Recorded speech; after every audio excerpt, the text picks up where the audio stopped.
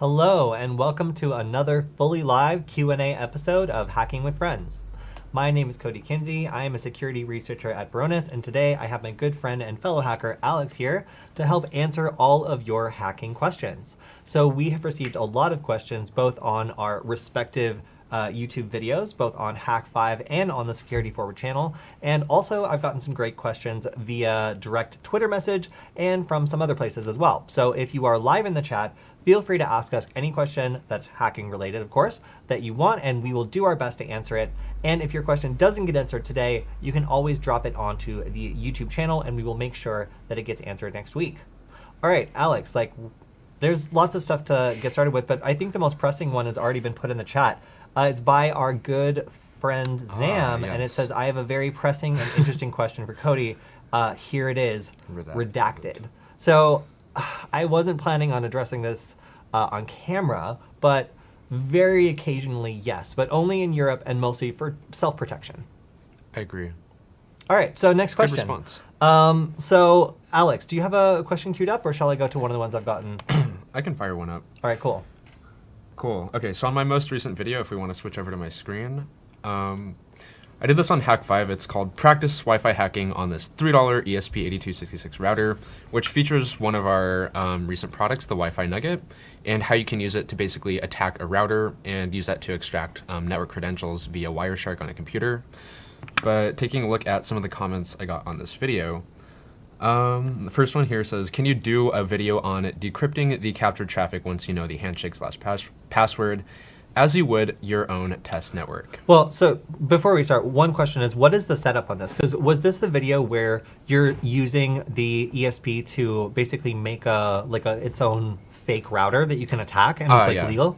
I forgot to clarify that part. Yeah. So in this scenario, you're on a Linux computer, right? Like doing sniffing and stuff, and you're using an ESP as like a dummy target to basically let me see if I can cue that up. So I set up like an ESP8266 here as a replacement for like a full Wi-Fi access point. So instead of having to set up like a whole entire router just to test out like some Wi-Fi attacks legally against, you can use this chip that you can find for like under $3 on sites like AliExpress to basically set up what's called a NAT router that acts as a thing to forward traffic from connected devices, so like your cell phone, your laptop, or something like that, which will connect to the ESP, which will then forward your traffic to your home network. So you can essentially use this $3 mini router as like an isolated network that you can attack and extract traffic from. What does NAT stand for? Do you remember? Network address and port translation. Yeah. We actually set up a NAPT router, but they're known as NAT routers as well. Yeah. So that means that before you would either have to have an old router lying around or something else you were okay with attacking. Some people would just use your phone like a hotspot, but this makes it so even like a Raspberry Pi, can be used as a router if you want it to, but that's still like $35, or even for a really slow one, at least like $15 or so. This brings that price all the way down to $3. So you can have a standalone router where you can connect to it. It brings data slow, but you can load web pages and other stuff on it. It really does work. And it's acting as like a network extender for your main router. And that means you can attack this $3 router, this kind of legal target, and your main network is totally fine. Your parents or your roommates or whoever else is not upset that you're kicking random devices off of their network, and everyone is good. And again, it's legal. What's also really cool is it's literally as simple as just flashing over a program that comes default in Arduino once you have the ESP board set up. So in like under a minute, you can just flash this thing directly over and have a target that you can hack. Yeah.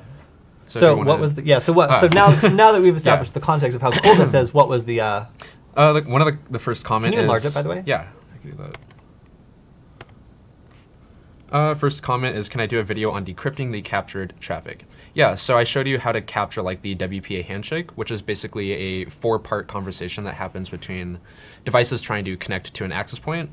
But if you want to be able to decrypt traffic like Wi-Fi data that's exchanged and other stuff like that, you would need to first crack that handshake, which I plan on covering in an upcoming video. So we'll definitely take a look at that. Nice. Cool. So, do we want to take more questions on here, or switch over to you? Let me take one from the chat, actually. So Andre is asking, so since we work at a security company, how many times have we seen real threat actors doing physical access attacks, like dropping a hardware backdoor? So being either sneaking in a flash drive or something like that. I would say, honestly, when these sorts of attacks happen, it's usually more malicious insiders, where like somebody who works at the company decides that they want to steal something or like do something sneaky and either has the technical skills or can just use a pre-written thing in order to do it. So that's something that's a lot more common. But Zam is saying it happens at his venue every few months, and I personally don't do a lot of like incident response investigations. So I don't personally know. I feel like it's probably like a moderate to low amount because there's so little risk when it comes to doing an automated, remote attack that's heavily obfuscated and really difficult to trace. If you're like going into a place and physically dropping something, you really have it out for them because you got to drive there, and you have to take steps to make sure you're not tracked on the way. It really is a whole different production to, attempt to attack someone physically or even through the mail than when someone will just find an open port or something or a way to phish a password and then get in that way. So, it's so much more energy, but it does have a pretty good success rate. So if this is like a well-financed threat actor that's going after a specific institution or a specific target, then I would say that this is much more likely and you would tend to see it. So those sorts of targets probably need to guard against this a lot more. But if it's just like your average business, like there's no point in going to a bunch of laundromats and dropping USB drives because most of those people aren't going to have anything interesting. Like maybe they will put it in their computers and but they probably have a laundry machine if they had a job that had a lot of like money in it and that you would want to sneak into. So I don't really understand the point of going after the average business versus just trying to find a way to do it remotely. Unless you really have it out for them and you have a ton of resources. So that's really the limiting factor in these attacks is like you have to put more of yourself up. It's like, in terms of regular crime, it's like graduating from like stealing credit cards off the internet to like going into a bank and cashing a fake check. Like that's kind of the difference here is you have to make FaceTime if you're going to go in and actually like drop these in the parking lot or try to do a attack where you walk into a business and plug something into a piece of hardware. Yeah, I feel like you would have a lot more at stake just like physically putting yourself out there to do these attacks. I think it's definitely more common to do it remotely. Yeah, and I will say, again, the malicious insider thing, I mean, like every time I go to my doctor's office, I am presented with an unlocked Windows computer with PowerShell installed as an administrator that I can just access. And when I tell them that's a problem, they're just like, oh no, we use the cloud. So, do I want to plug stuff into that? Yes, I absolutely do. And someone who, is more tempted than me to do something with that data probably would. And that's what I mean by like a malicious insider, someone who has permission either as a client or an employee to be at a business and access these systems are much more likely, in my experience, to try a physical attack because they have a reason to be there. So that is one kind of thing to think about is like these attacks might be usually done by well-resourced threat actors, but they could also just be done by random patients in like a clinic or a bank or a doctor's office or whatever that just happens to provide unnecessary physical access and they think no one's looking. Yeah, I was gonna say like for like maybe penetration testers, I see like a lot of really cool like hands-on proof of concepts and demonstrations where they do like actual physical engagement with like stuff like that. Mm-hmm. But I feel like if you're doing like an actual attack, you don't like really want to put yourself out there. So I don't know how common that is. But Yeah. So Andre also cited something that happened in Ukraine where apparently someone snuck in with a cheap laptop and a modem and brought it into the physical location. And of course, like, if you're going after like a bank and you're, a well-resourced organization, be it a criminal organization or a state-backed organization, then yeah, you could probably pull it off if you really study the place and go after them individually. But this just takes so much work, you know? Like, so typically, unless there's a really big payoff or it's a super juicy target, this is not going to be something that like most businesses have to worry about unless, again, they're just providing unnecessary physical access to random customers who, they don't know who they are. Could be me. That would be bad. All right, let's go ahead and take another question, huh? Cool. Should we do one from my video? Let's do one from the curse section of my Twitter. So in all of my Nullbite videos, I always tell people that if they have any ideas for upcoming videos, to please send me a message on Twitter. Nobody actually does that. Instead, I get a bunch of random messages asking me weird questions, some of which I can answer here, a lot of which I can't. So if we switch over to my screen, we are now in the cursed section of my Twitter. And this question just says, please help me, I am a spammer. I need Guardian on some tools, please. What? This is a pretty typical message that I receive. I have no idea what this means or how I would help this person. So I'm going to go ahead and just generally just say no. I do like their bio. What does it mean? It's the eyes of a wise man in his hand let wisdom guard every step. It's so cryptic. Yeah, steps. Okay. Well, interesting. Thank you for that question. And I'm sorry I can't answer it better. All right, so then we have another pretty typical question. Hey, man. Hi. Hi. I'm going to go ahead and answer that officially on here. Maybe I'll drop you a link and with the time code to let you know when we did address your request, Mr. Adams. But hi. All right, so next up, we've got, hey, Cody, what font are you using in this image? And I was really scared to click on view because you never click on view on the message request. But hey, it was just the code that I posted last night. So last night I was up late creating a version of the deauth detector on the CircuitPython boards that we've been working on. So this is really cool, but I posted some of my variables because I committed them to GitHub without sanitizing them. So they are all Boingo based, which was the name I made for the face that our Nugget makes when it detects an attack. So it looks very startled. Oh, what kind of face is that? A Boingo face. Oh, sure. Yeah. Okay. So you guys will see. So I left that up there, and this person apparently really likes this font, which is interesting because like I didn't pick it. It's just the default font in Mu Editor. So if I mosey on over to Mu Editor, this is just that's just the default font. It's a pretty font. It is a nice font. So I actually Googled this just to find out like what it is, and I found out according to a quick search that it is in fact Source Code Pro. So you're welcome. I actually took 10 seconds to do that. Nice. Yeah, don't say I've never done anything for the fonts. fans. Nice. All right, let's switch back over to yours. I think that's all I've got in my Cool. cursed messages for now. Okay, this one's in Spanish. I don't think I can answer that. But Okay. yeah, thank you for the comment. Or maybe watch not. it if it was an insult. I think it says your content's very good or something. Okay, whatever happened to Cody from Nullbite? Will he ever be back making videos? Cody, you do make videos on Hack5. Yeah, but what about I made Nullbite? one like a week ago. Yeah. I made like a week ago on Hack5. I think everyone knows the legacy of Nullbite by now, but do you want to explain? Yeah, so I used to be the editor at Nullbite. I never owned, or rather at Wonder How To, which is the company that owns Nullbite. And I was basically the person that hired the writers at Nullbite. I'm the one that like put out a lot of the content there. And at one point I was like, hey, we should make a YouTube channel. And they were like, no, we're not going to do that. And I was like, I think it's a really good idea. And they were like, no, do not do that. And I was like, okay, got it. So then I just went ahead and did it anyway for free because I knew they weren't going to pay me. And I had already created this channel by accident when I was at DEF CON and I uploaded a video of a pool party. So I just started uploading the first and second Nullbite videos without permission or without any pay. And eventually they began to be more popular than the written articles. So it was without a doubt a better idea to be producing these videos than it was to be writing these articles. But that was very controversial at the time. So we secured a deal where we were making a not great rate to make these videos. And we did it for about a year until the channel really started to blow up and we started making enough money to actually buy some equipment and support ourselves. But at that point, we also started working with Hack5 and the company above us, the one that owned everything, Wonder How To, was up for sale and basically decided that it didn't have any more money and wasn't going to continue operations and someone needed to buy it. So they just kind of cut us off and stopped buying content from us. And at this point, like they're the ones that own the content and the channel, but nobody appears to be at the wheel. So yeah, we haven't produced content for them for almost, I think, 8 months or so. So every video you guys have been seeing is actually made a little prior to that because they'd stacked up a good amount.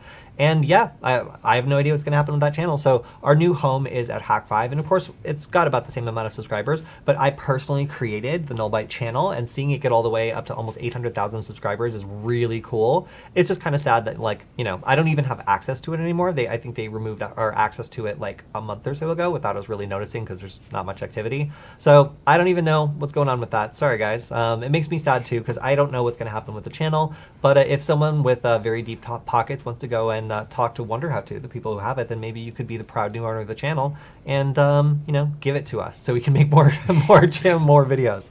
But yeah, so like that's why we kind of had to stop using the Nullbite channel. It's one of those things where like I don't think the people who have it really value it for what it is, and they don't really know how to sell it. So as a result, it's just kind of sitting there like years worth of work. They should give it back to us. Sitting there. Yeah, they should just give it back. It's like no one's using it.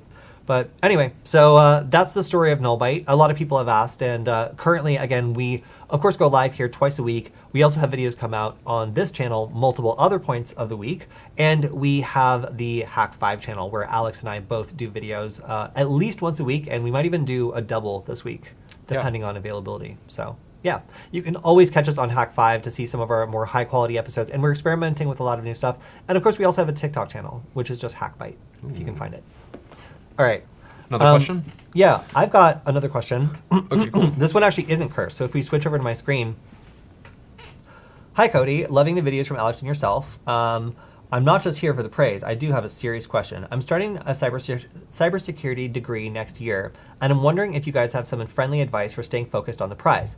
I'm coming from a web developer background. As I'm entering the cybersec world, I'm noticing that there are so many paths to go down, and quite easy to become a master of none, wear many hats.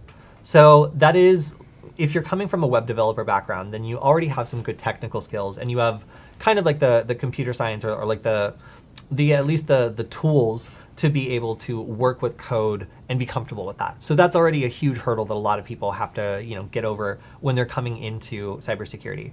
I would also say if you haven't tried making things for other people, that is probably the number one way I've found to motivate myself and others while we're learning, is to like come up with a game that shows other people something you think is really cool that you just learned.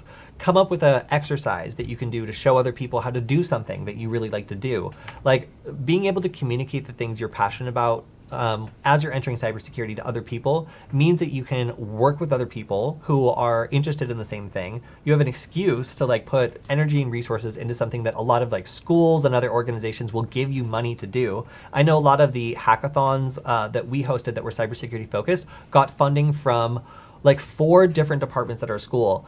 We got it from the student government. We got it from the employment opportunities department, which is basically like a division that's trying to get job opportunities for students. They're like, oh, you're teaching them how to do cybersecurity stuff. Here's $500 for food for everyone. Like lots of different organizations ended up chipping in it and making what was just like originally just a way for us to get together and teach other people about cybersecurity a really nice thing that kept me engaged and kind of like part of the cybersecurity community. So if you haven't considered it already, then getting involved in, if you're still in school, getting involved in student leadership around computer science and cybersecurity gives you access to great resources and gives you access to the ability to meet other people that like the same stuff and work with them on really, really cool projects with money behind it. There are private businesses who will fund these sorts of things, like if you're doing a hackathon or something like that. And there's also school resources you can commit to it. So that would be kind of my advice, and something that really helped me stay focused while I was learning a lot of things and kind of getting distracted, honestly. I was able to take a lot of those lessons and bring them to a group of other people that were able to help me contextualize them and really digest them. And that's something that was, even though it was a lot of work, a lot of fun, and I think made me a lot better at cybersecurity by just practicing a lot with people who were a lot more talented than I was. Alex, what would you say? I actually started out like learning web development. That was like one of the first subsets of like coding skills that I picked up. And I sort of like transitioned into like the position that I am now, like working with hacking tools and teaching them and stuff like that, by just like writing blogs on different tools that I would learn, creating videos about them, and basically just doing what Cody said, which is like educating other people on like how to use them and sort of my path to getting there. I think if you're talking about like having many different skill sets and wearing different hats, I think the best way to do that is to basically just like learn a wide spread of tools, find a way to teach other people about it, because there's a lot of people looking to like just get started who like need to just have a general idea of like how some of these things work. But yeah, and also like if you can be okay with being a beginner, that's one thing that if you're not okay with being really terrible at something that you want to learn and you think is cool, then it's really hard to like put yourself around other people that are much better than you. But if you can get over that and be okay with being a beginner at some of these things and get around other people who are doing stuff that you admire, I find that you learn these things a lot faster. So, that could be hackathons, that could be student government, that could be lots of different extracurricular stuff. But I find that these things are really what made the difference between people who thrived when it came to time to find jobs and work with other people, and the people who had a lot to learn about working with others and working on teams. Frankly, like these sorts of things really prepare you for work and being independent and getting stuff done and deadlines much more than school does in some ways. Yeah. So taking some extracurricular time out to work with other students or work with other people who are interested in this stuff. It could be your local hackerspace, working on a project for the next conference that they want to present, like a badge or like a game or something. Getting involved in something like that will really help you. So I would just say one of the best things about cybersecurity is the community and the fact that they're willing to be so free with their knowledge and their resources. So if you have a hackerspace in your city, it's a good place to start. Not every hackerspace is perfect, but a lot of them are really good. And using those resources and meeting people there or becoming a part of projects that are going on and contributing your own skills is the first way to really prevent yourself from getting lost in this, and maybe find someone who does something that you didn't know existed that you think is really cool, and then if you learn a little bit about it, they could maybe even hook you up with the job doing it, So Yeah, I agree with that. Like hackathons, conferences, local hackerspaces, stuff like that. Lots of community events are a great way to get started and meet people, build cred, and stuff like that. Yeah, wait, what was your first hacking conference? ShellCon, when we went together like 2 years ago. Yeah. So like when you go to a conference for the first time, like obviously there's lots of other people around you that are super interesting. There's lots of presentations. If you can become a part of it by participating, asking questions, playing the games that are out there, like trying things, I think that you'll have a much better time than just being a spectator. And that can also kind of help you find your place within cybersecurity. Cool. That was a really good question. So I'm glad we got to answer it pretty thoroughly. All right. Do you have Sure. some more? I have another question if we want to switch over. This one from Don Vukovic. Can the Wireshark and Hacks detector run on Raspberry Pi 3 or 4? Yeah, so Wireshark is a cross-platform tool for sniffing Wi-Fi packets, so it'll work on any machine. I was running it on Linux in this video. You can run it on a Raspberry Pi. Literally any computer should be able to run it. The Hacks detector, however, was designed to run on the Wi-Fi Nugget specifically. So it's like a program I designed to detect when things like deauthentication or disassociation frames are detected. So basically if someone is like running common noisy Wi-Fi attacks. But if you just want to generally detect if these attacks are being run, you can also do that in Wireshark instead. So yeah. Yeah, and I love the Raspberry Pi as a platform for running Wireshark. A lot of Raspberry Pis have built-in wireless cards that are immediately supported to be put into monitor mode, which means you can get started listening to all the different wireless traffic around you and parsing it through Wireshark super, super quickly. Of course, microcontrollers don't have the operating system running to run Wireshark, so if you want them to do Wireshark-like stuff, you basically have to do it yourself. And the most basic level of that is taking packets and parsing them, which is something I've been doing for the last couple days with CircuitPython. So. Oh, there is a cool tool by Spacetune, though, that allows you to like import packets from the ESP or ESP32 into Wireshark, which is super dope. Yeah, so there are some expectations with this where Stefan and I were never able to actually get this to successfully capture a handshake that was crackable. We tried many times, and I don't remember exactly why this was, but there are some restrictions when it comes to what types of packets it can grab. Specifically, the ESP8266 can only grab packet headers, so they're cut off at a certain point because it just can't, the memory I guess can't receive all of it. I don't really know honestly, but the ESP32 is able to receive most of the headers, or most of the packet it seems, so it's able to receive more, but it's still limited in some ways where, again, we weren't able to capture a successful handshake, which is a little disappointing. So Yeah. I know that other ESP32 based projects have managed to be able to capture handshakes. I just don't know if they can import them as elegantly, because you literally just plug it in and then it just pipes the files over to your computer, and you just have a PCAP file that you can open in Wireshark and watch, which is, again, really cool. It's got some limitations. So if you think you're going to get full packet capture, or if you think you're going to be able to do some of the things that would be really cool to do, unfortunately, some of it just doesn't work. All right, Cool. Good question, though. Yeah. Another question, or do you want to switch over to your... Let's do another question. Cool. Yeah. Okay. Why are you focusing on WPA? The current technology being used here is WPA2, which is more secure, and WPA3 is underway. So when I mentioned WPA in the video, that was just like generally encapsulating the two different protocols. So this works for both WPA and WPA2. As for WPA3, there are attacks that you can use to basically... I forget what it's called, like legacy attacks? Or downgrade downgrade, yeah. Where you can basically like trick the router or something into using a form of WPA2 or WPA authentication instead, and be able to run similar implementations. Yeah. Also, like WPA2 is just an improved version of WPA. There's Yeah. like This demonstration works. with it perfectly WPA fine. only supports TKIP encryption, while WPA2 supports AES. So like it's such a minor. Yeah. They're both hackable via the exact same means that we like covered in this video. So Yeah. it is okay. Technically, you're right, but in the worst way because it doesn't actually matter at all. Yeah, and this demonstration would still work on the same thing. Exactly. It works on WPA2 and it works on WPA. But technically, they are different technologies. It's just that, they're so similar and most of the same attacks work against them that, like, being upgraded to WPA2 does not actually protect you in any way, shape, or form against this. However, upgrading to WPA3 probably would. But as Alex mentioned, it's pretty easy to just tell a router, oh, I'm an old phone, I don't support WPA3, and it's like, all right, you're rascal, and then it downgrades itself to WPA2, and then the same attacks work just fine. Right. So getting someone's internet, if they've enabled WPA3, there's still plenty of ways to do it, and that's just one really easy way to do it. There's several others as well. Kind of a funny question, if you ask me. Yeah.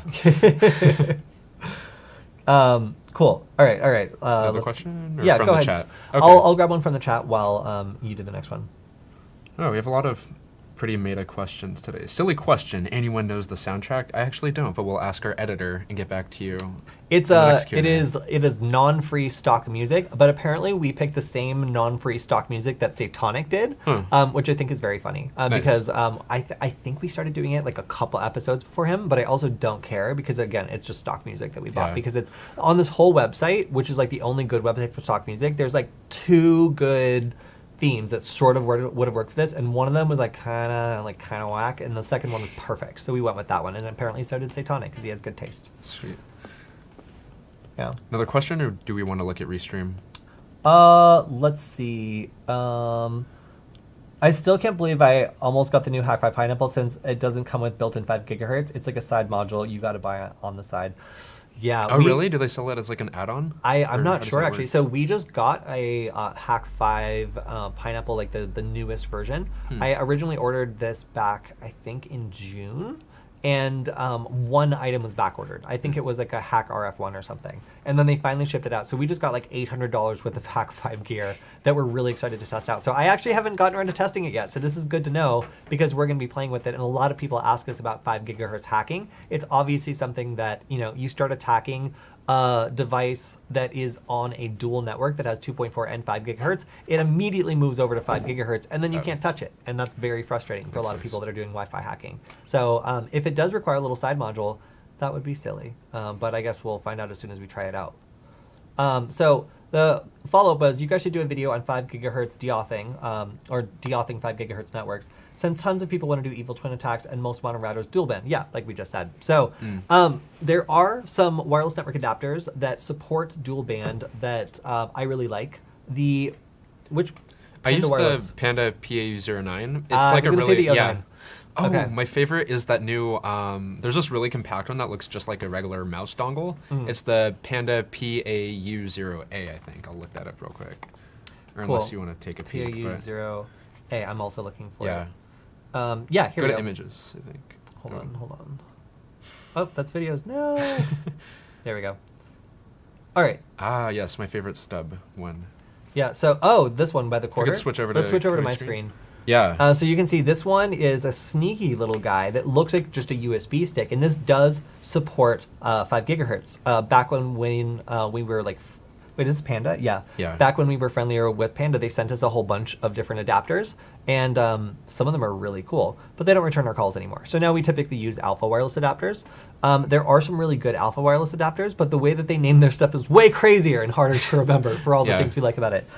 So I'll have to, maybe we should do an episode on just 5 gigahertz deauthing. I know we did one on Nullbite way back when, but a lot of different adapters have come out since then, which might be useful. And again, there's also, I believe, a Raspberry Pi that supports 5 gigahertz, and that chipset is natively supported by like Kali Linux. So if you want to do like packet capture and deauthing, there's actually a Raspberry Pi that will do that right out of the box, I think, without needing an adapter at all, which is really awesome, actually, and super That's pretty cool. Yeah. So the commands you need to do are a little bit different. Like you need to set it to a different channel. There's a bunch more channels in 5 gigahertz. That's kind of the point.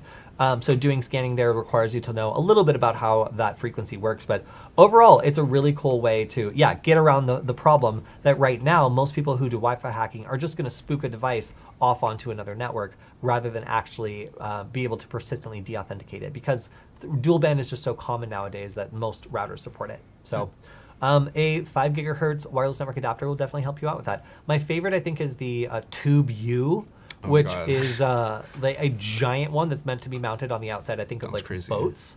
And this is a wireless network adapter that has a range of miles, has like a huge like lightsaber style like stick antenna. It also has a range of like 10 feet attack distance if someone's in close proximity. Yeah, exactly. It's Just really swing that thing around. Yeah, it's huge. It's really, really big. So Alpha sent us this along with like a giant parabolic grid and a bunch of other like antennas for it that are just incredible. With the parabolic grid, the range was ridiculous. Like it was a lot. Let's just say it was a lot. With like a tube antenna or some of the other stuff that we were using, like the Yagi antenna, we were getting like 5 miles of distance on it. So really, really incredible what you can do with some of these wireless network adapters that are like industrial and that are meant for a little bit more rugged uses. You also did that cool demonstration where you tested out different Wi-Fi adapters that featured it. I think we can drop that in the chat if anyone's interested. Yeah, so if we switch over to my screen real quick, you can also see just what this thing looks like. So as you can see, That thing's crazy. Yeah, it's really big. It's really big. You could really hurt someone with that. So if subtlety is a concern, then definitely the Panda wireless one we mentioned, or the Alpha wireless equivalent 5 gigahertz that's supported by Kali, and they're good about kind of like breaking them out and showing which ones are supported,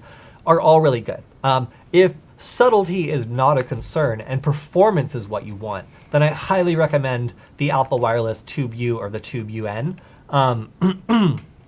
These things are my absolute favorite because they don't hold back at all. You know, they just go full tilt.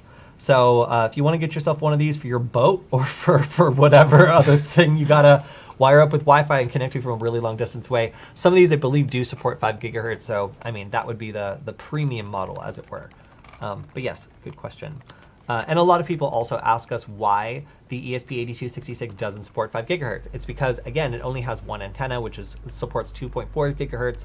Same thing with the ESP32. Currently there's really not a module out there that's a 5 gigahertz module that's as cheap and easy to work with as the ESP8266 or the ESP32 that supports 5 gigahertz. It just doesn't exist. So that's kind of sad. And we're still looking out for one. There have been some whispers of like an NF something. Oh, that one chip that supports dual band? Mm-hmm. I forget what it's called, but it comes in like the form factor of the Node MCU, and it was covered by that really cool Swiss channel. Okay. Yeah. Andreas Spice. Yes, yeah. that guy. Yeah, come on. He's like the anytime YouTuber with anytime the Swiss accent. By the way, we're huge fans. Yeah, he's great. Like anytime we learn about a new microcontroller, we immediately go over to Andreas Spice's channel and then just get to like learn the scoop on it. I don't know why. This is it. It's switch over to Alex's screen. RTL8720DN. Oh, that's actually that's a RealTech chipset. They make a lot of the chips that come inside of like the Panda wireless cards or Alpha. So that's pretty interesting. Yeah. So one thing about this is I have no idea how good the datasheet is. I have no idea how good the API is, what it's supported by. Like, I really don't know. So I guess we'd have to check out that YouTube channel to like see a little bit more about it. But as it is right now, like this is a whole unknown. You know, we don't really know much about it, and we don't know what can be done with it. So while it does support 5 gigahertz, whether you can do anything interesting with it in 5 gigahertz is an entirely different question. Right. Because it really requires people to figure out how it works and then reverse engineer it and then figure out a way to write arbitrary packets, which the manufacturer probably doesn't want you to do. So it is a whole process to be able to teach these things new tricks, which is why, if it was like an espressive device, the way that they do things is pretty well known. But for this RealTech chip, I guess we'll figure it out as we go along. But another concern is, if this thing's like $12, then already like you can buy like an ESP8266 for like $1.80. Yeah, it says they're $6. $6 isn't bad, but it's still more expensive than an ESP32S2, which honestly is cooler. Yeah. So I do think the trade-off, I guess, if you're like trying to do dual band stuff, would be reasonable. But a lot of the attacks that we're able to do right now on like the ESP or ESP32S2 just aren't implemented probably. Yeah, but it's like, again, just keep in mind, this is like 3 times more expensive than the generation of boards we're working on now. So that really, at scale, will start to add up pretty quickly. Cool. Do you want to take another question from the chat or the YouTube?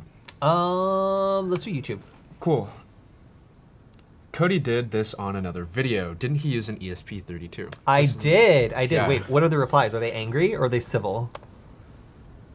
Yeah. Shut but up. his didn't have cat ears on it, so it's not as optimal. I agree with this. Yeah, I agree with that, 100%.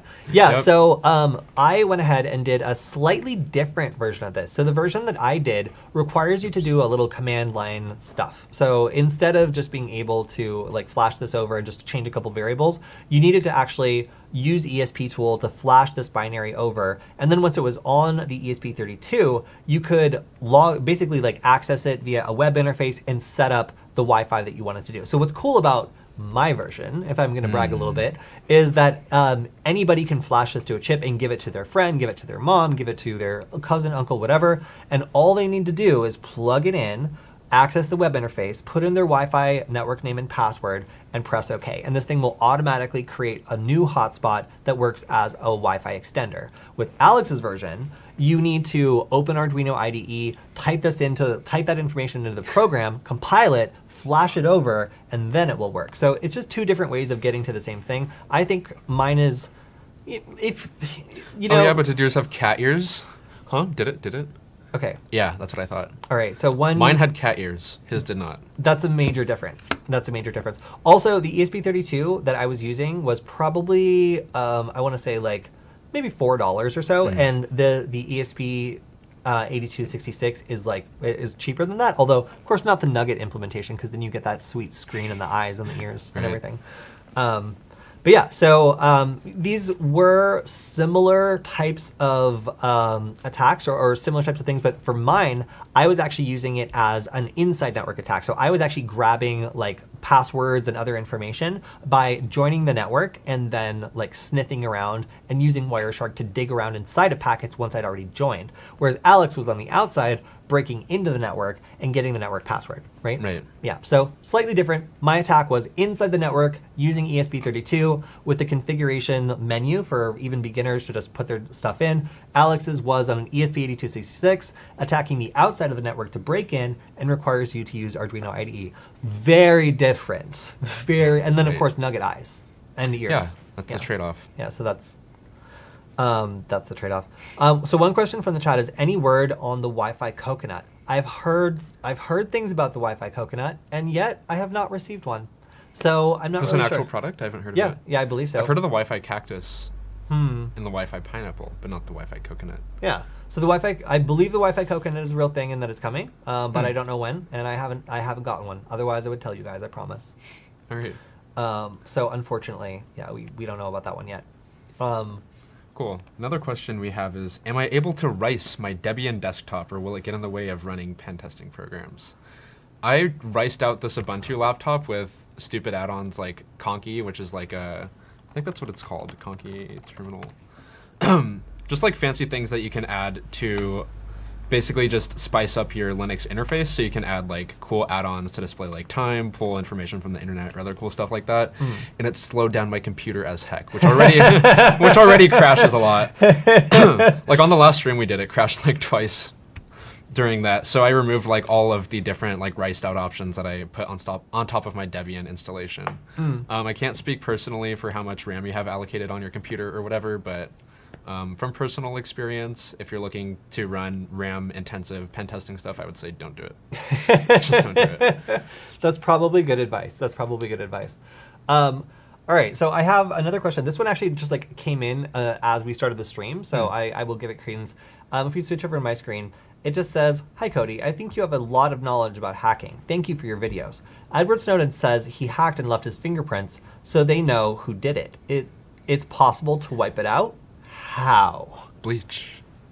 Wait, your fingerprints? Sandpaper, I guess. That's good advice. Yeah, sandpaper. So if you really want to get rid of your fingerprints, then sandpaper might be the way to go. Yeah. Now, I believe that this question might have been about how to remove like traces of your hacking. Digital fingerprints. Digital fingerprints. Yeah, dang.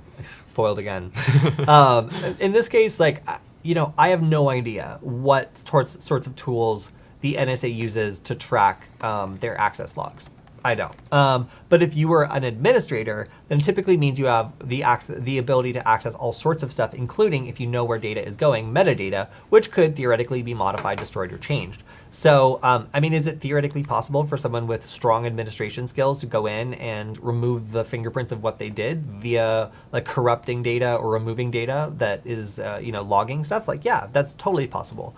How did he do it? I don't know. Like, first I would need to know how the NSA like does their access control. Then I would need to know what his specific role in that scheme was and what permissions he had. Then I would need to know like what he was actually doing and the method he was using to do that. And then I would need to know how he went in and cleaned up those actions after doing them. And I don't know any of those things. So while I do know some stuff about hacking, unfortunately I don't know a lot about that particular circumstance. But if somebody in the chat happens to know all these details about the NSA, probably don't tell me because you'll get in trouble. Don't say classified stuff in the chat. Yeah. Didn't a bunch of like tank people get in trouble for like sharing classified like tank specs on like World of Tanks forums? Like, don't do that stuff here. We don't want to know. All right, next question. Cool. Maybe I'll switch over to the channel. Yeah. Ooh, this one's aggressive. Did someone from Hack5 say setting up a Wi-Fi router is not practical? And did this same guy look like he should be saying hack the planet? I might lose respect for Hack5. What do you think about this, Cody? Well, my initial response to this was immediately can't threaten me with a good time. If you want to lose respect for Hack5, let's do it. All right. Yeah, for some people, setting up a Wi-Fi router just to run like simple attacks, it's not entirely practical. Like, where would you get one?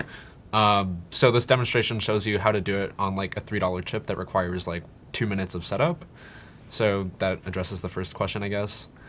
I'll leave it up to you guys to decide if I look like someone who should be saying hack the planet. But what do you think? You're not even wearing a hood today. No, I'm not. I think today you look very respectable as opposed to like usual. Right. So it wasn't quite a question in the chat, but this is more something that is mentioning a project we're really interested in, was Flipper Zero. Nice. Do you remember what this project is? Yeah, it's crazy. It's like a little handheld platform that implements like a ton of different wireless chips for basically doing all sorts of signals intelligence stuff.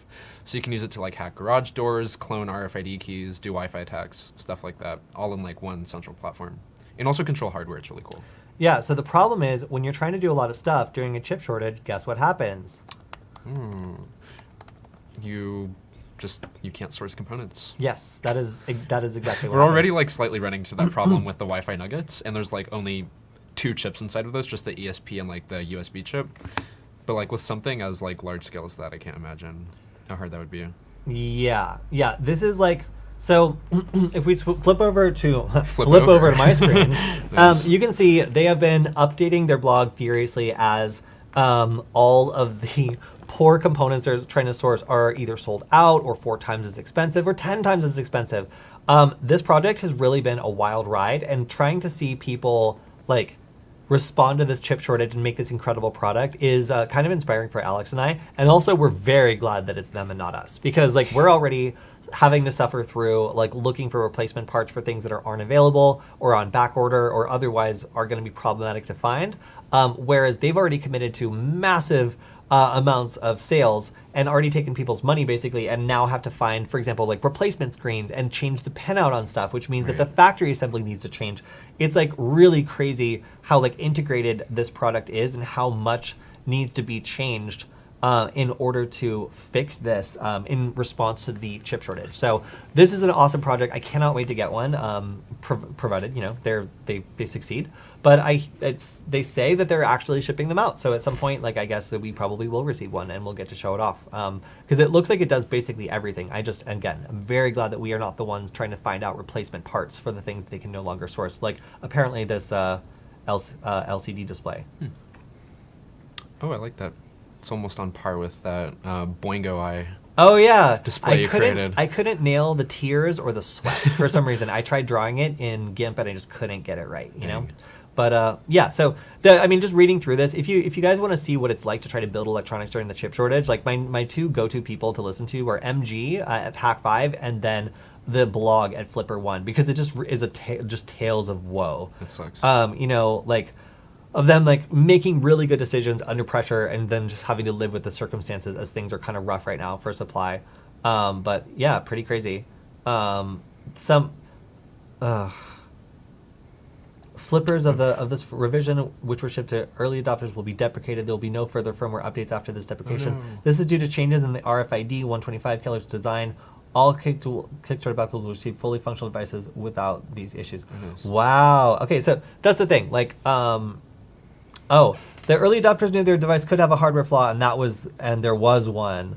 The NFC chip and sub-gigahertz systems were screwed up. Yeah, so like Thanks. they're basically being cut off from future updates because like it's no longer supported and they redesigned it. So that's the thing, like when you're trying to make something like this and you end up with either a part being wrong, problematic, or not able to be sourced anymore, then you end up with like a whole line of your products that can't be updated anymore or used because you basically make breaking changes to the spec. Yeah. So this is really fascinating for Alex and I because we're currently working on hardware designs and we face these sorts of problems almost every day. But seeing this on a larger scale has been fascinating. So if you're interested in this sort of stuff, then I do recommend checking out the Flipper Flipper Zero project, and then also MG's OMG cable has been running into some of the same issues. Yeah, just like jumping in and getting started on like the first prototype of this, we already ran into issues like on the first revision. I can't imagine like making all those promises to support like all sorts of different wireless stuff that there couldn't have been a flaw like in the first few revisions. That's just really hard. Yeah, So- we're like our device ships with eyes. And they're just like, it turns on garage doors, it turns off TVs, and then you can use it to get into Wi-Fi, and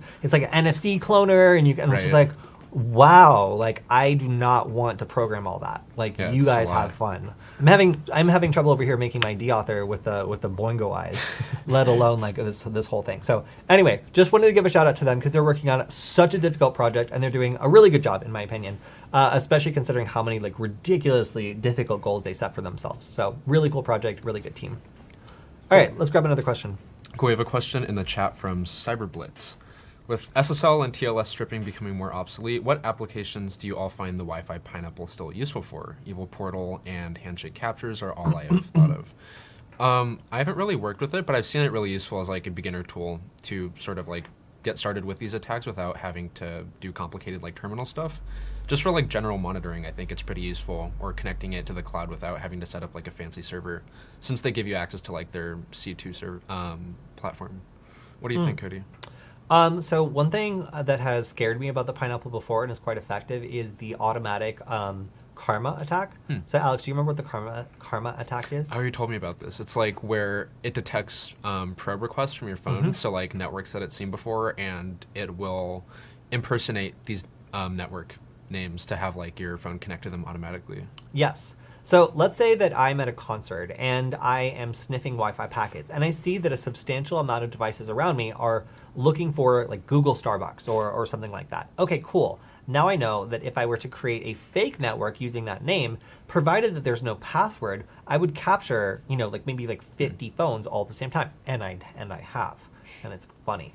But basically what the Wi-Fi Pineapple can do is sniff around for different devices that are calling out for wireless networks they've joined in the past, and then it will just impersonate those networks.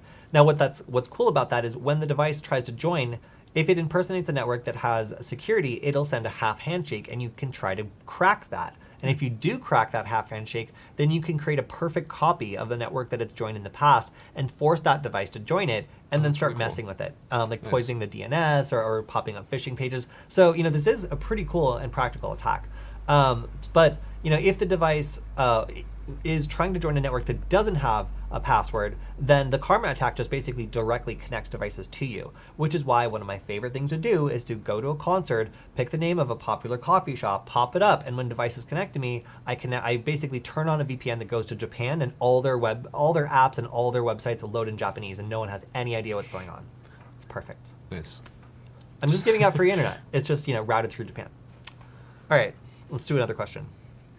Cool. Let me see if I have any on my video.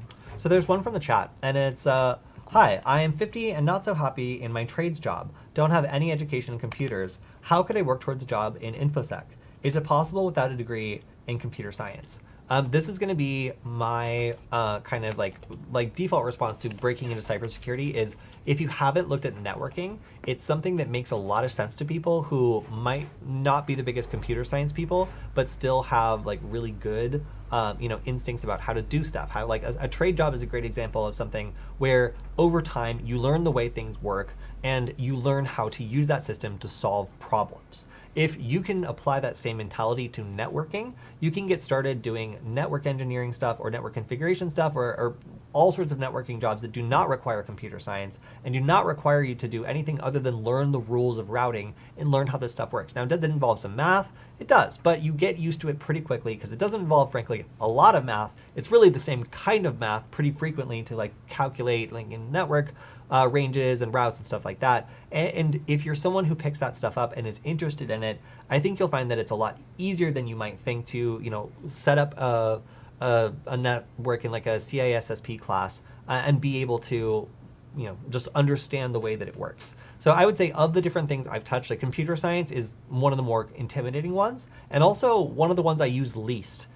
When it comes to cybersecurity. I did go back and learn Python because I make proof of concepts and I know enough about networking now to be able to put that together and make things that go out over the internet or do things at scale. And that's a really good combination. But if you can start with networking and then ease into programming as you feel comfortable, then I think that you'll find it to be really satisfying. And there's a lot of stuff you can do with networking that are very in demand and does not require you to completely relearn everything and be like a computer person through and through. I know a lot of network engineers who it's funny, like our network engineering and then the auto repair people had like a lot of crossover for some reason because they were like in the same building, they kind of met, and it's just kind of sometimes the same kind of people that like engineering or like doing things with their hands. Like when it comes to the kinds of things they can do with computers, engineering networks is something where they can plan it out in their head, they can get all the details together, and then they can sculpt it out in software and kind of simulate it and make sure that they are doing everything right before getting out there and doing the real thing. It's easy to learn quickly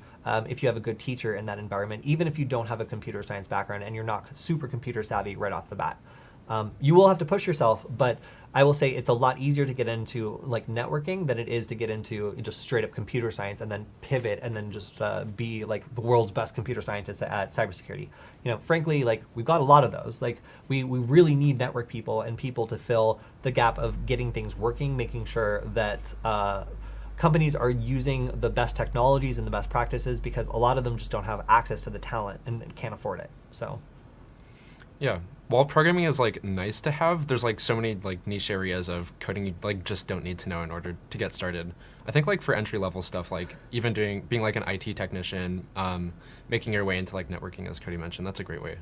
Yes, and there's also this inspiring story of a 55-year-old mother of two who became an elite malware coder and ransomware operator for the TrickBot gang Nice. while living in South America. And it seems like she's now traveled the world and has become a Latvian. So I guess... That's pretty intriguing. I was going to say, maybe don't do that. I mean, you could do that, but I wouldn't do that. Stay tuned to how that Latvia is in the EU. Like, I'm pretty sure that like they're going to get her eventually if she lives there. But yes. Anyway, good luck, and as I said, if you find a good teacher and do something like a CISSP class, we took a Cisco one that kicked my ass, and I failed it, but I learned more about networking and more about the way the internet works than I even knew up until that date. So it was really incredible to learn about how like the internet at large and just networks at scale work, and you'll get an idea for that in a good networking class with a good teacher. Nice. Cool. All right. Cool. Do you want to take a question? Well, we're going to take a question from one of our previous streams. Hey, how are hackers able to hack any CCTV cam? You've had your own run-in with CCTV at one McDonald's. I have. So let's talk. Yes, at the McDonald's. Yeah, so I had a TikTok video that went viral and then ended up getting an angry person calling my company and demanding that they tell me to take down the video of me explaining how to hack a McDonald's. When in fact it was a video about how a certain donut store had left their cameras wide open on their guest network. So everyone was pretty confused. Nice. But yeah, so I would say, answering this question seriously, doing any closed circuit TV is hard, because you don't know what technology is behind it. They could be using Wi-Fi, which is pretty easy to hack, or they could be using something much more complicated and have it hardlined in some way that's not Ethernet, in which case you're really going to have to struggle to try to access it. Or it could be on an isolated network. Now, let's assume that it's a regular camera that works over the internet, and it's using either Wi-Fi or it is using a Ethernet connection.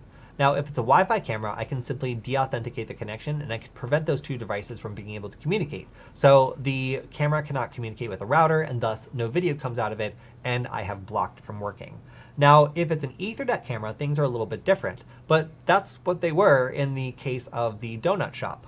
So in this case, they had Ethernet cameras that were connected to the same router that was serving their guest network. And because of networking and because they didn't hire a competent network engineer, so we need more of them, and this was a big chain as well, they've got money, they set up their network with no barrier between the guest network and then all the rest of the stuff on the network. And they didn't set passwords on the cameras. Oh my God. So as soon as you joined the guest network, you were able to see all of the information to join any of the employee networks. And also you were able to see the cameras on the network. And you could just randomly watch the employees doing stuff on the cameras. And if you wanted to, you could just start pretending to be the router on the network via ARP spoofing and just drop all the frames from the camera or from any device that's broadcasting video and make it so that everything just stops on the network. I performed a similar attack against payment gateways on a network where the bartender was just like, they're all Etherneted in, everything's encrypted, there's nothing you can do to these things. So I connected to the guest Wi-Fi network and started dropping all the frames on the entire network. And after I started ARP spoofing, so all the packets were flowing to my phone and I was dropping everything, nothing worked. Sneaky. Even the Ethernet devices thought that my phone was the router, and since I was dropping all the packets they were sending to me, every single piece of traffic on the entire network, including Ethernet, ground to a complete halt. So it's totally possible if someone has a guest network or if you have access to their Wi-Fi network to then start affecting Ethernet devices by making every device on the network think that you are the center of the network and then just dropping all the frames so no traffic goes through at all. It's pretty scary, like how complacent companies can get about security, just like leaving default passwords or even just unsecured devices like that. I hate that. So one good question is, related to that is, did they leave the camera open on Showdown? And this is actually no. The camera was only available on the local network. But if you happen to go to this like donut store and they also serve coffee, you can sit down and use the free Wi-Fi there. You can scan the network and just see all the cameras on the network right there. Now, there was another business that asked me to consult with them. It was an extremely paranoid business owner in the fashion district who had a multitude of poorly configured cameras, internet cameras set up that were broadcasting public internet endpoints that anybody with Showdown could find and access, and the password was password. Nice. So this person who went through great amounts of secrecy to hide the physical location of their business would not allow employees to take pictures and went to absolute ridiculous paranoid extremes to make it a secret where he was operating out of and what he was doing, was also putting cameras everywhere and broadcasting them onto the internet for basically anybody to see. Because a lot of these cameras either had the password or no password at all. So you could just see inside the warehouse and see exactly what was going on. So truly incredible, because anybody could go to his website, the website of his store, take that IP address, look on Showdown, find 17 cameras all over the warehouse and just connect to most of them. So yes.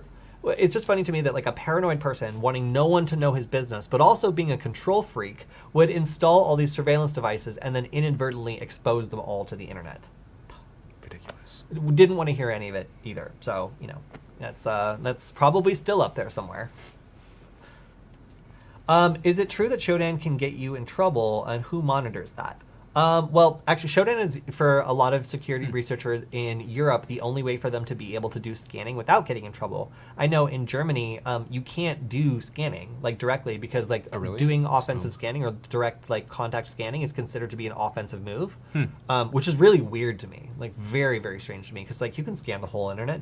We own it. Why not? Right. So it's strange to hear that. But Showdown is the way that security researchers in other countries who can't do the scans themselves can access the same data, because Showdown basically does the scan for them and then records the result. So, pretty interesting. I would say no. I don't think you can get in trouble for using Showdown. In fact, it's usually something that people use in order to avoid getting in trouble in their country. As a pen tester, can you get a job with the record? Depends on if it's murder.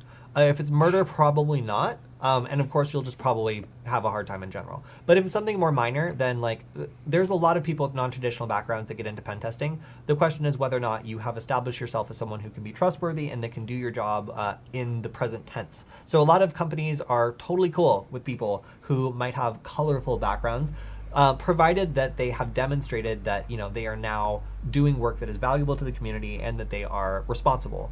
If you can demonstrate that with your actions and you've been doing that for a while, then there are some companies that will absolutely say no, like ones that require security clearances and other sorts of things. But there's also lots and lots and lots and lots of jobs that don't and are frankly just really in need of talented people. And provided you've learned your lessons from this, then really there's lots of jobs that would not be closed to you in this industry. Again, it's totally up to the discretion of the person hiring, and it's totally up to their discretion as to whether or not if I'm a bank and I'm hiring a pen tester and they have forged checks, like stealing from an armored car and robbery, then maybe I wouldn't hire that person for pen testing a bank. You never know. So I think I would. That would provide interesting feedback. Okay, maybe if they were a specialist at robbing armored cars, but if they've been caught numerous times, it probably means they're not very good at it. Or maybe they just do it so much that they're great. Who knows? So it really does depend on kind of the circumstance of the actual hire. And again, a lot of companies will have their own policies that say yes or no right out of the gate. So it's important to know that. But I know there's a lot of people who, when they were younger, maybe didn't know what they were doing yet and ended up getting some sort of criminal record. And I think it would be really dumb to assume that, over the course of a decade or however long, people hadn't grown up, changed, and learned lessons. So for the sake of having enough talent to make sure that our businesses are secure and that all of our institutions have the people they need to make sure the networks are configured right and that everything is locked down and according to best practices, we really need people who want these jobs, and turning them away for something that isn't that big of a deal is not a good idea in my opinion. But everyone has their own policies. So, all right, you got any more? Yeah. All right, another one from last week's Q&A. Is a file scanned by an antivirus software clears it as safe? Will that file be really clear of any malware? Ah, that's great. That's great. And I know we're slightly over time, but we've got some great questions. And we're not in a hurry, so we can go through and answer some more. So, all right. So let's say I have a file, and I send it to Alex, and he scans it with McAfee, and nothing. It doesn't see anything. It says this is clean. What could I have done in order to hide malware in that file? Well, one thing I could do. Did you know? I was going to suggest something, but you can go ahead. Yeah, no, do it. I dare you. Let's see if it's really? better than mine. Yeah. There's different ways to sort of obfuscate attacks. One of them is creating a stager that assembles itself after it's put on the device. Mm-hmm. A really common thing that seems to be popping up is stagers developed in HTML and JavaScript. There's other cool things you can do, like encode the data into images and I forget what that's called. Steganography, I think. I was thinking of the dinosaurs, stegosaurs. Steganography, right? Yeah. Yeah, I think that's what it's called. Steganography, where you can basically take data, put it inside of an image file and sort of encrypt the bits into the actual image. So it just looks like it's being exported as a JPEG, PNG, something like that. And the image looks virtually unchanged since you're only flipping a few bits. But you can use this to not only exfiltrate data or you can also use it to pass malicious data that would reassemble itself on a victim computer or something like that. But okay. All those were pretty good. All those were pretty good. But I got one that I think is even better. Oh, really? Here's what I do. I take my virus, I take my malware, and then I zip it, and then I zip it again. Oh my god, a zip file That's bomb? Well, it's not a zip. No, it's called packing. Oh, okay. So packing malware is a really common technique where because of the way that a lot of these files are packed or zipped, it actually makes it really hard for an antivirus program to go in and check everything. So most will only go one layer deep, and if you pack it twice, it basically you can just pack straight up malware just 2 times in a zip file, and then rename the zip file, and then it has absolutely no idea what's going on. Even if you keep it as a zip file, I watched a presentation talking about how many times you needed to pack it before most antivirus programs weren't able to see it anymore, and the answer was twice. So there's Nice. lots of different ways you can do this to, and then have it emerge or have a second piece of malware as a stager, open that up and then run it in memory so that the computer never really sees it. But it's just really funny to me that you can literally just pack malware, and most of the time that will defeat antivirus. So no, there's no guarantee that a file that you scan with a antivirus scanner is not malware, because it could just be packed twice. You never know. And it could have a little stager and then the rest of it is packed, So because these things are not very good at seeing packed malware, there's lots of different ways that are very easy to hide a piece of malware from antivirus. Yeah, most of them are also designed to look out for just like common attacks, and of course there's like a lot of new developments and different attack methods and different attack vectors that are being exposed. So there's a lot of things that it just straight up won't catch. Yeah, so and one question is, how do you unzip it within the target? Well, if you just have a second piece, like let's say that you break up your attack into two pieces, the payload and then also, the actual thing that's running that doesn't look like malware and doesn't have any forbidden strings or anything bad that's going to trigger your antivirus. You have your clean script run and unpack your malware, put it into memory, and then your computer that's looking for downloads that contain bad strings, it's looking for programs that are running bad strings, it never sees it because it's always hidden in this zipped process until the moment where this other program will take it, like obfuscate it, load it into memory, and then run it.